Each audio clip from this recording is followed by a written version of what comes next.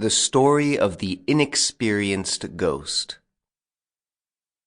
The scene amidst which Clayton told his last story comes back very vividly to my mind.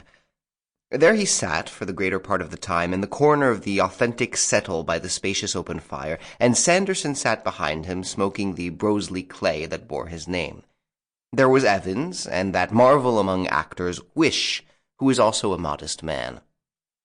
We had all come down to the Mermaid Club that Saturday morning, except Clayton, who had slept there overnight, which indeed gave him the opening of his story. We had golfed until golfing was invisible, we had dined, and we were in that mood of tranquil kindliness when men will suffer a story. When Clayton began to tell one, we naturally supposed he was lying. It may be that indeed he was lying. Of that the reader will speedily be able to judge as well as I. He began, it is true, with an air of matter-of-fact anecdote, but that we thought was only the incurable artifice of the man.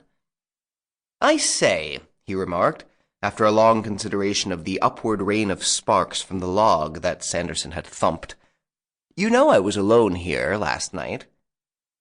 "Except for the domestics," said Wish. "Who sleep in the other wing," said Clayton.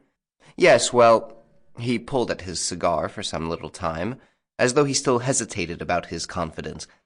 Then he said, quite quietly, "I caught a ghost." "Caught a ghost, did you?" said Sanderson. "Where is it?"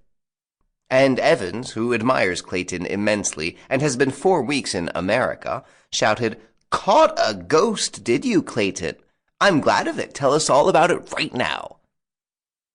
Clayton said he would in a minute, and asked him to shut the door. He looked apologetically at me. "There's no eavesdropping, of course, but we don't want to upset our very excellent service with any rumors of ghosts in the place. There's too much shadow and oak paneling to trifle with that. And this, you know, wasn't a regular ghost. I don't think it will come again, ever." "You mean to say you didn't keep it?" said Sanderson.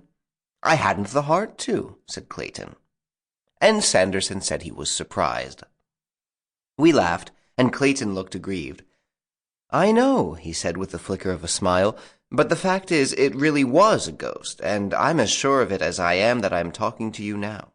I'm not joking. I mean what I say." Sanderson drew deeply at his pipe, with one reddish eye on Clayton, and then emitted a thin jet of smoke more eloquent than many words. Sample complete. Ready to continue?